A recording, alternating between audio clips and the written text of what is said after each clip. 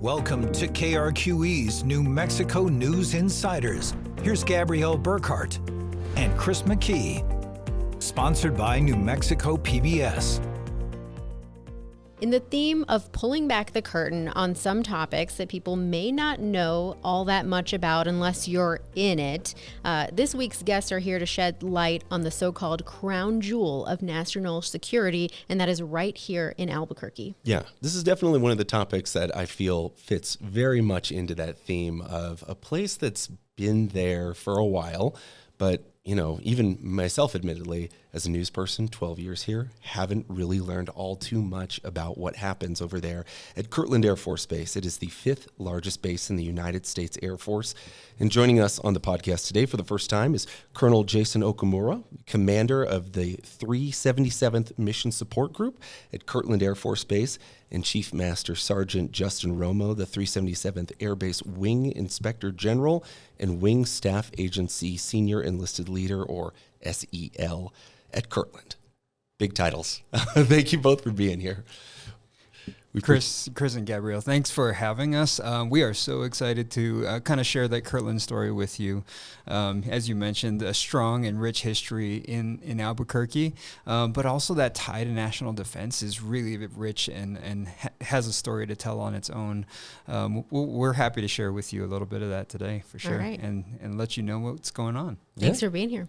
So we usually like to ask our guests, kind of some get-to-know-you questions, just to learn a little bit more about what you do. So let's start with you, Chief Master Sgt. Romo. We understand you're originally from Albuquerque, but what led you to join the Air Force originally, and what sort of work do you do at Kirtland now?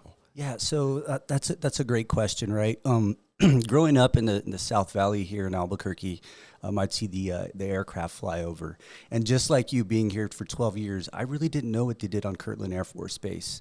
So that was huge. I was always into team sports, played basketball here, graduated from Sandia High School. And so I wanted to do something that brought me back to teamwork and also got me involved in the service. So I decided to join in 2000. And it's been an absolutely amazing experience. In 2000, have you been at Kirtland the whole time, or I imagine maybe in a lot of other places? No, this is my first time at Kirtland Air Force Base. I've been here for a year. I originally came in as the Inspector General and then Wing Staff Agency Senior Enlisted Leader, but since then, I've moved to the Mission Support Group to become the SEL for Colonel Okamura. Right on. Yeah, and what sort of work do you do now at Kirtland? So as the Senior Enlisted Leader, it deals a lot with the development. We have 1,400 military, civilian, and contractors within the Mission Support Group. And when you think about that organization, it is so broad and diverse. We're essentially the group that keeps the lights on, make sure the roads are paved, make sure the street lights work. To include, we also do professional military education with our Airman Leadership School. As Colonel Okamura mentioned as well, with the dining facilities, the dorm management that houses our young airmen, our Logistics Readiness Squadron, which also they maintain the vehicles and air transport mission within Kirtland. And there's much more to it, but that's just tip a of the taste, iceberg, yeah. I'm sure, yeah. Same question for you, Colonel Okamura. Where are you from? What led you to join the Air Force originally? And then what are you responsible for now? Yeah, thanks for an opportunity to tell. Every airman has a story, is what they used to say, and it is true. Born and raised in Kaneohe in Oahu, in Hawaii. Had a great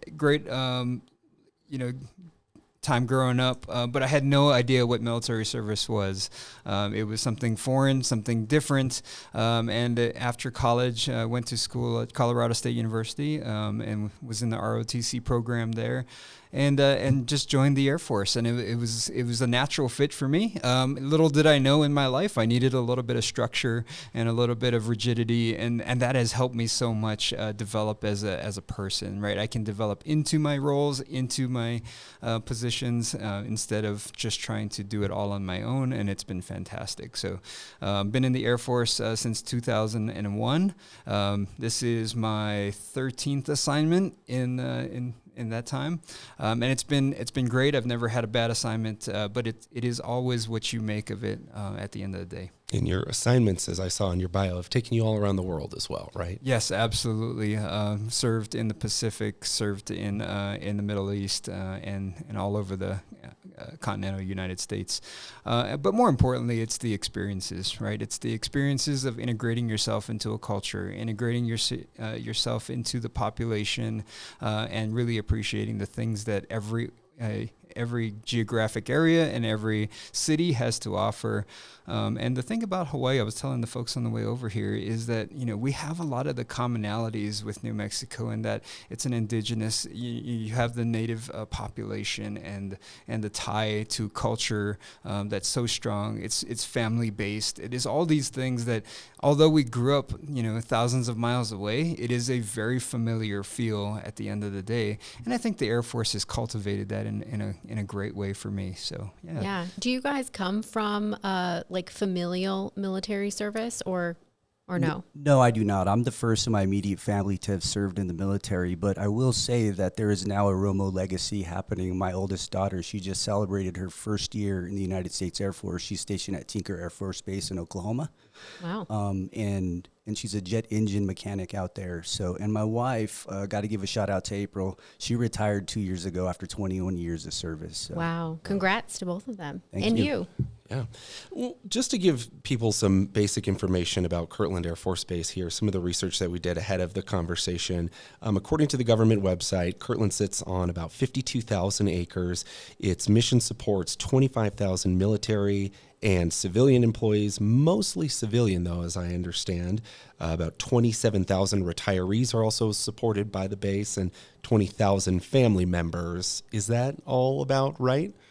Yeah, it's when you peel all those numbers back, it's pretty impressive, and it again ties back into the community piece, right? Is all of those folks, for a large piece of that, although we have some military housing on the installation, most of that population lives out in the community.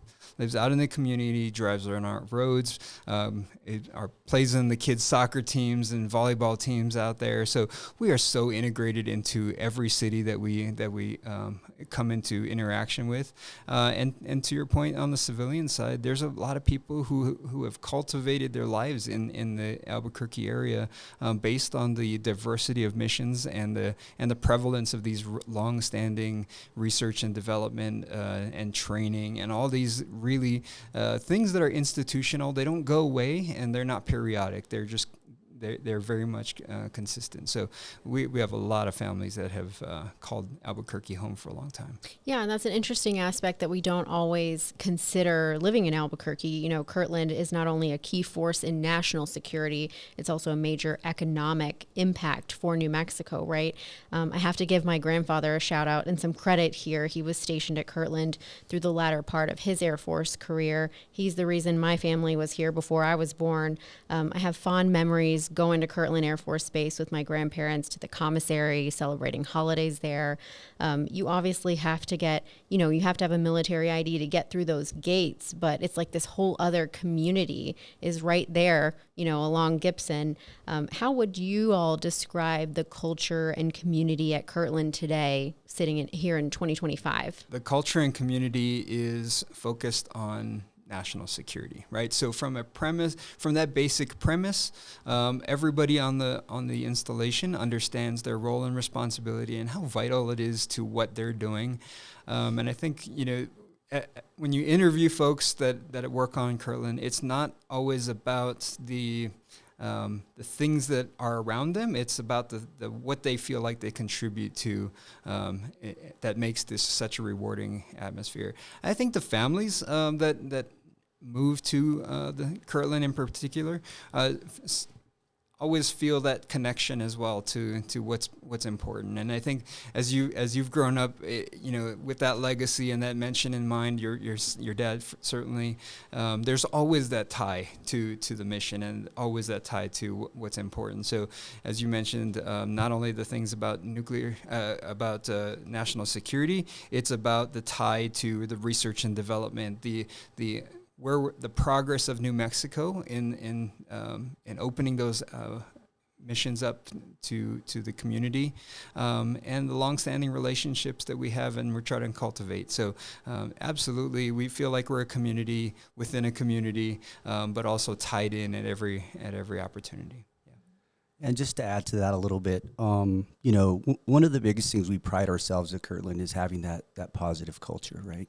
In the military, you don't always get to choose where you get stationed. You get sent there. So being that cohesive team, taking people in, making sure they feel welcome, taken care of. And this goes for not just our military members, but also our civilians, right? Because we do have folks that come and take jobs at Kirtland occasionally. And one thing that we're doing, and I know Colonel's going to speak on this a little more, but something we want to message is we will have our first air show coming up here soon, in the first in 6 years. Yeah, we'll get to that. It's on our list perfect, for sure. Perfect. Chance to get people out there and see as well firsthand. Up close and personal. One of the things I wanted to ask you, Chief Master Sergeant Romo, was the fact that you grew up here, you spent time stationed in other places, but now you're back here in Kirtland. And, do you meet people on the base who you have the unique perspective of being in the community, but you also are surrounded by many people who are probably a little bit more transient in their missions when they get deployed here and there? How do you find that? Do you find that there are people who work at Kirtland who are really interested and engaged in getting involved in the community? Or is it easy to kind of stay in the military bubble sometimes of just sort of being on the base and kind of surrounded by a lot of the comforts that you need? It's a little bit of both, right? One of our challenges sometimes is with our younger airmen and kind of getting them out, going to do the things. New Mexico, absolutely love it, right? I'm probably going to retire here soon. Well, not soon, but occasionally. This is where my family lives and everything. But you cannot beat the outdoors. You cannot beat the historic landmarks, and you definitely can't beat the food. Right, so getting them, pushing them. Our Force Support Squadron, which falls underneath the Mission Support Group, they do a lot of outreach and engagement to make sure that we give those airmen that want to stay in the dorms the opportunity to get out. Right, but that's one thing we want to always do is communicate and get them involved in the culture. We'll be right back with more of the New Mexico News Insiders. Hi, I'm Logan Rader, host of New Mexico Living. New Mexico News Insiders is sponsored by New Mexico PBS. If you like New Mexico News Insiders, learn more about New Mexico in Focus, a weekly hour-long show analyzing decisions impacting New Mexico statewide. Stream it anytime, anywhere. Visit nmpbs.org and follow them on all social media platforms. Now back to New Mexico News Insiders. I wanted to talk a little bit about some of the unique work that you guys do, because Colonel Okamura, you talked about there are some things at Kirtland that stay consistent, right?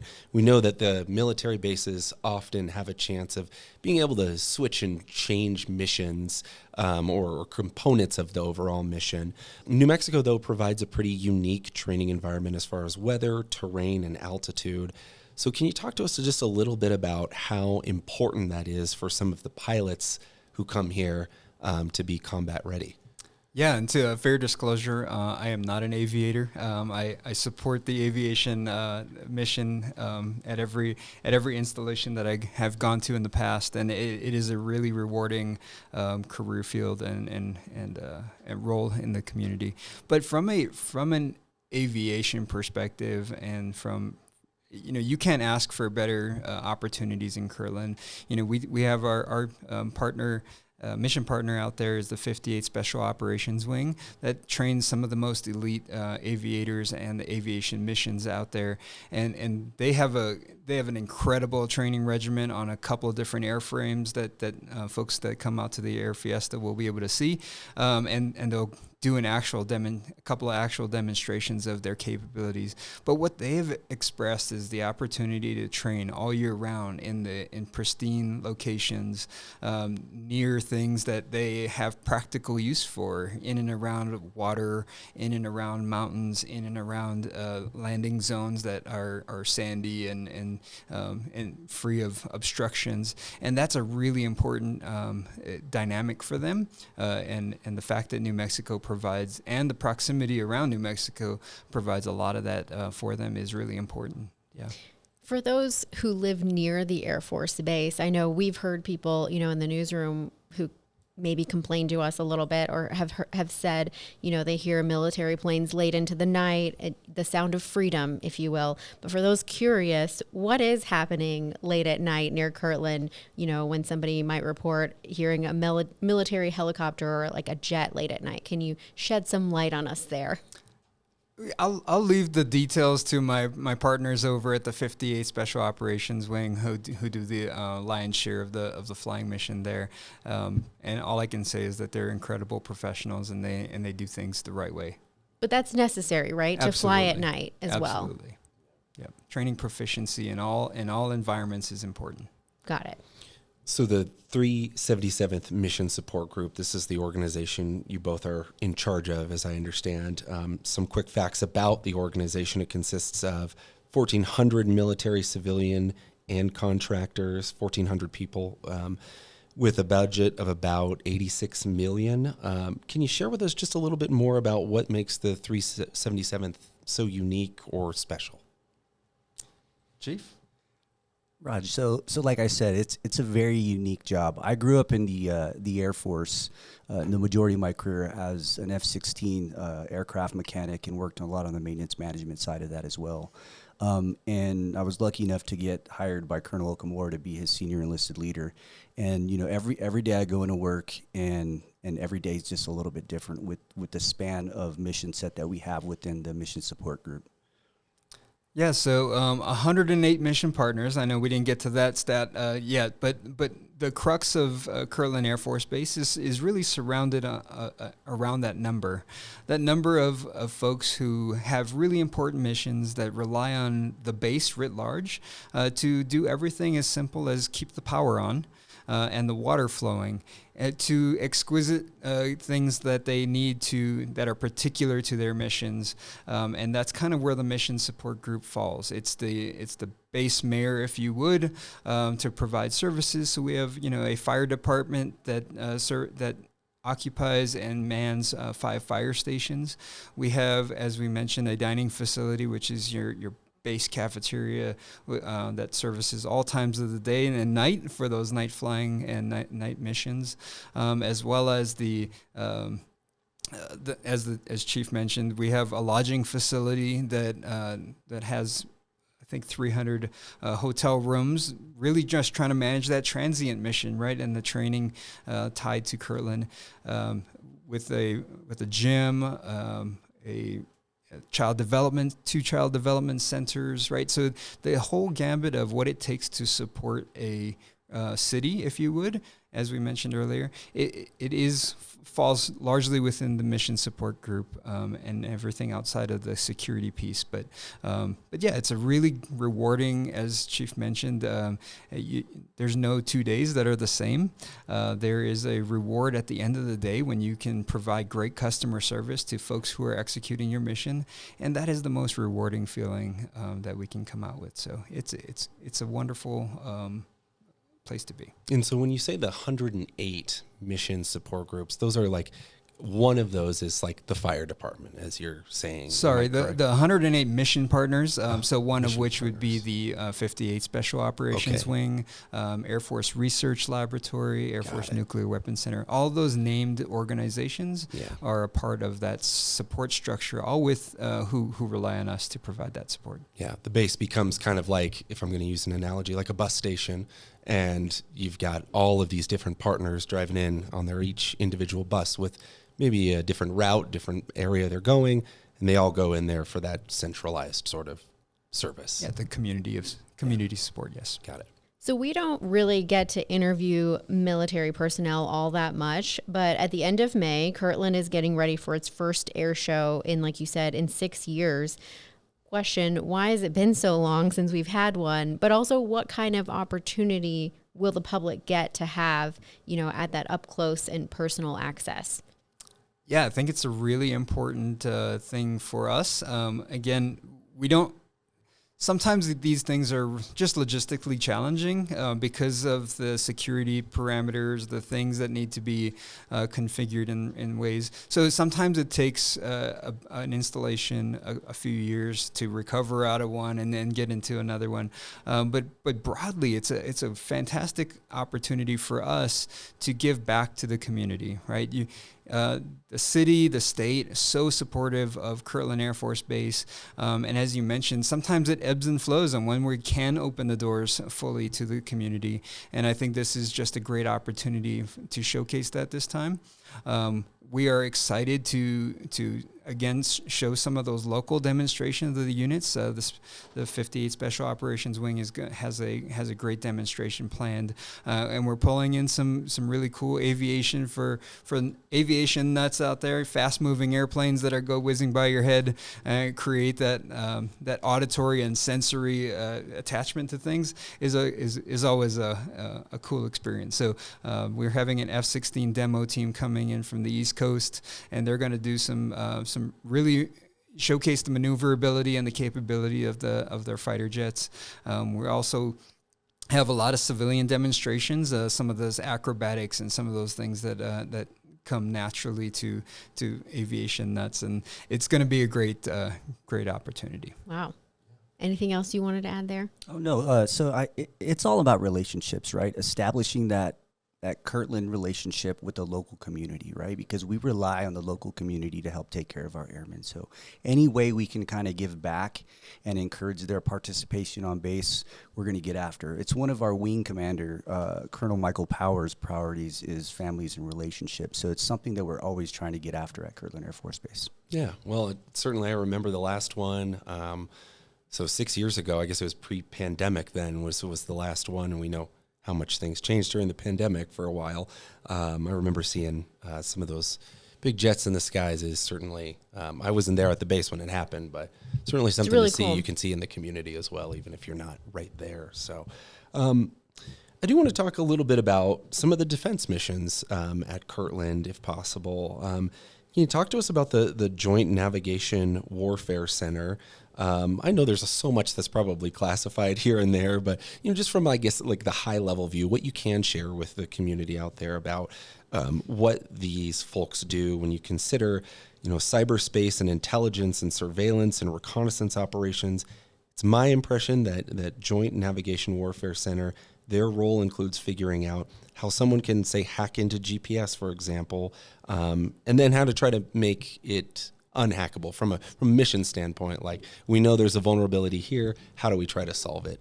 That's kind of some of the example that I have. But how do you guys sort of explain, their mission, that Joint Navigation Warfare Center? Yeah, so I'll let them get into the specifics of their mission. But what I always like to talk about is these missions that are here on Kirtland are not here by mistake, right? There, as we mentioned, the aviation piece is really tied to a history of aviation training going all the way back since World War II. The Kirtland Air Force Base was a bomber training, pilot training base before they headed over to the European theater.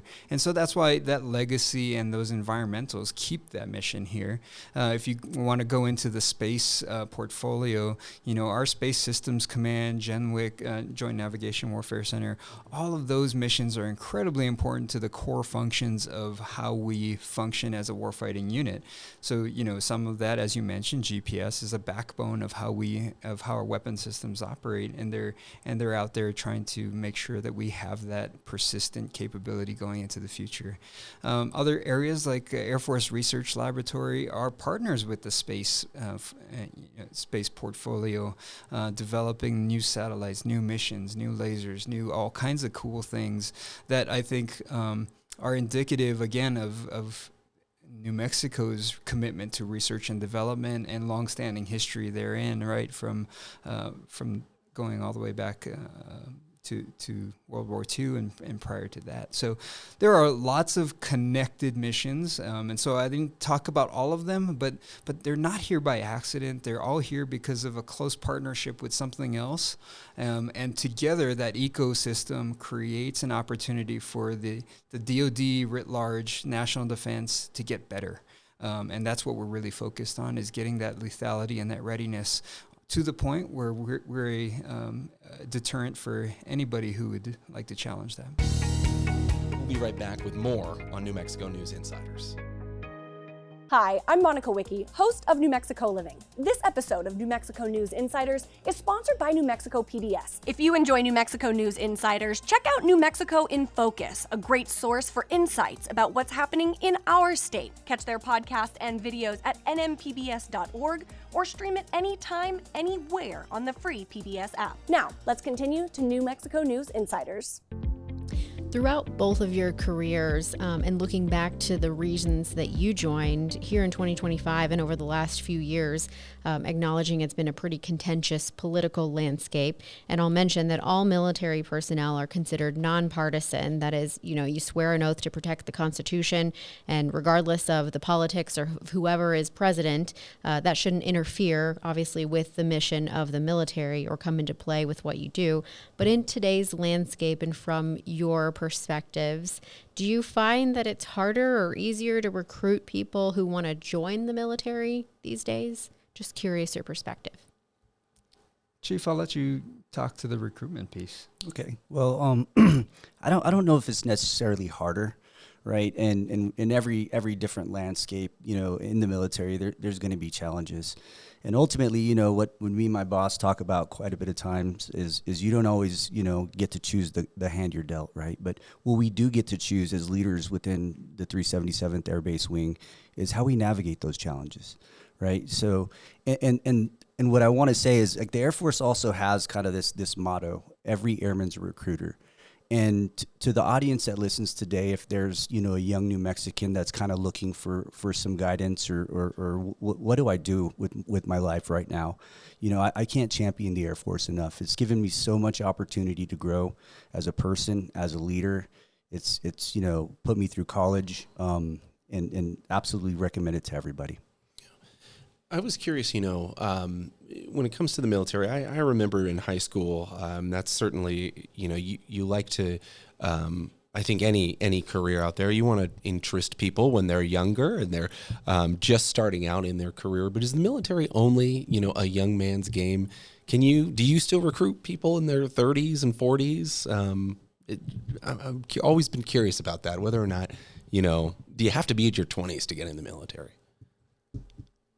No, you don't. I forget the exact number now. I think it's 40. Don't quote me on that. Sure. But there is a cutoff, I guess, at some point. There is a cutoff, but we are accepting people. We realize that there's a lot of talent out there, individuals that may have already went to school and want to enlist and have a career in the military. So, we'll welcome with open arms as long as they qualify and meet that age requirement. Chris, you bring up a fantastic point that not all people are interested necessarily in the military piece of this. There is also a huge, as you mentioned, civilian demographic that are government civilians that have committed, X amount of years of their life to the exact same thing that Chief and I have, just in a different uniform and a different set of conditions, right?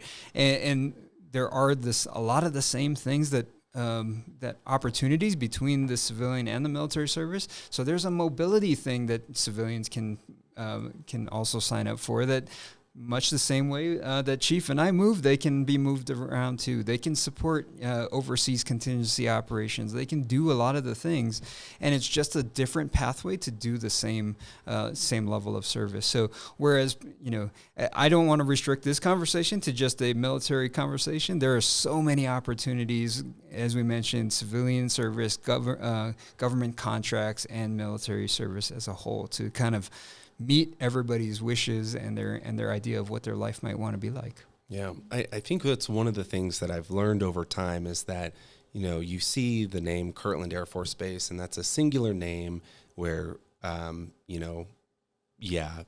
Force is in the middle of that, so that there's aviation. But I think as time has gone on, what I've learned is the base is in operation for so many different, and they can be very different, but they all kind of have a through line to them, very different types of operations. And I think that's kind of what we've exemplified here, I think, in some of the conversation today.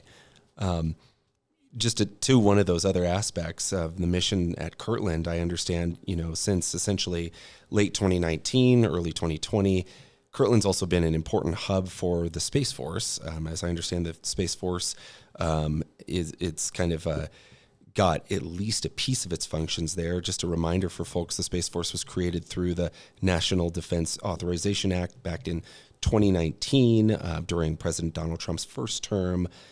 Provides warfighting capabilities in the space domain. I know you two aren't directly part of the Space Force mission, but can you share just maybe a little bit about Kirtland's role in that overall Space Force mission? Yeah, I think again, it's one of those things that you're often surprised by. You've been on the installation, you've probably driven by a building 16 times, and until you get to talk to some of those folks, you don't have a huge. You don't understand the magnitude and what they do. Again, so I'd love for them to have an opportunity to come chat with you guys about their mission set specifically. But in that space arena, I think what you'll hear writ large out of the DoD and in the national security conversation is that space is increasingly important.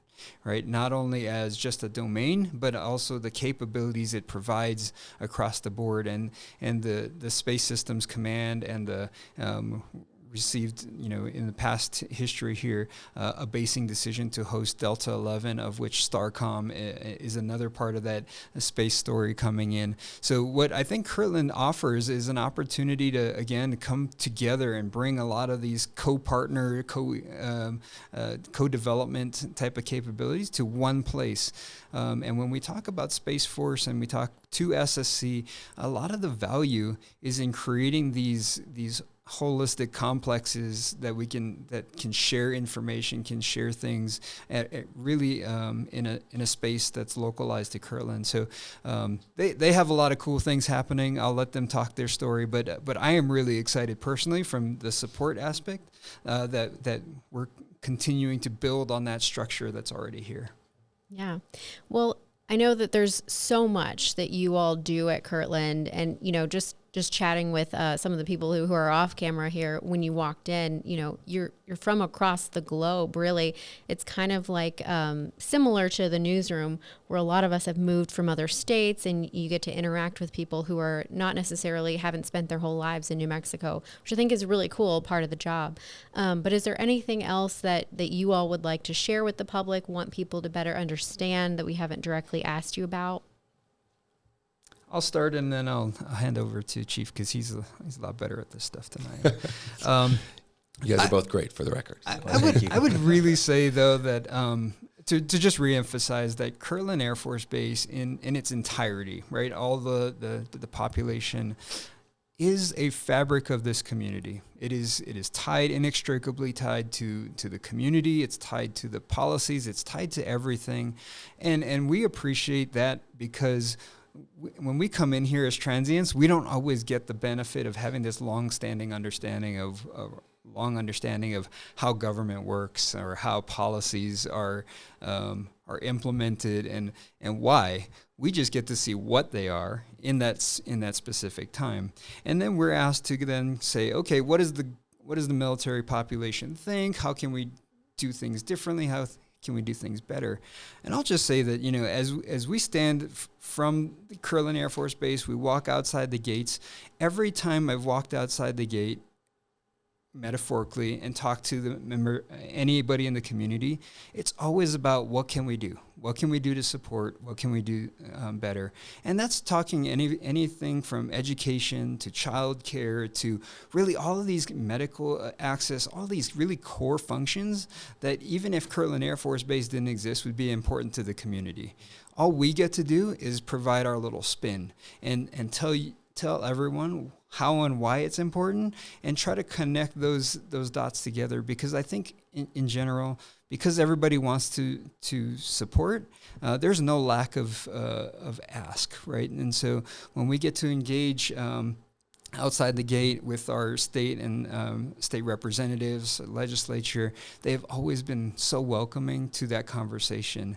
And we owe a little bit back to it, right? So Chief and I had the opportunity to be a part of Leadership Albuquerque and Leadership New Mexico, again, trying to round out that conversation about what does it take to be a part of this community, be a part of this state.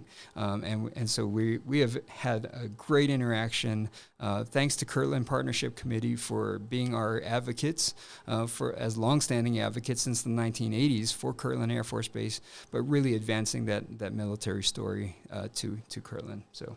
Yeah, just add a little bit to that, but just go back, and I've said this a couple of times here already. But it's about the relationships, right? And being part of the Leadership New Mexico program has really offered an excellent opportunity for me to get out with different business executive leaders throughout the state, right? Some of them deal with development, housing development, some deal in education, there's some in the medical fields, and just having those conversations and telling Kirtland's story, I think will pay dividends over time to Kirtland Air Force Base and the local community, because they're curious and want to support us. Okay. Well, thank you both for joining us. We really appreciate you taking the time to step outside the gates and share with us a little bit more about your mission. Thank you for having us. Thanks for having us. You're welcome. Thank you. Well, thanks again to Colonel Jason Okumura and Chief Master Sgt. Justin Romo for joining us, shedding some light on what work goes on there at Kirtland Air Force Base. I want to quickly mention the Kirtland Air Fiesta. That's the air show they were talking about. It happens on May 31st through June 1st. They'll have some aerial demonstrations and static displays. If you haven't been to an air show, it's a really cool opportunity for the public to just go out, get real up close and personal, and see some of the aircraft, talk to the military personnel. It's a really fun family affair. Yeah, and learn just a little bit more about what is a large presence here on the south end of Albuquerque. We appreciate you joining us for this conversation. If you want to watch the full conversation, go to krqe.com/podcasts. Also our YouTube page /KRQE, youtube.com/KRQE. You can reach us if you have story ideas or podcast ideas. I'm at Chris.McKee and KRQE.com, also at Chris McKee TV. And I'm Gabrielle.Burkhart at KRQE.com via email and gburknm on social media. Thank you all for listening and watching.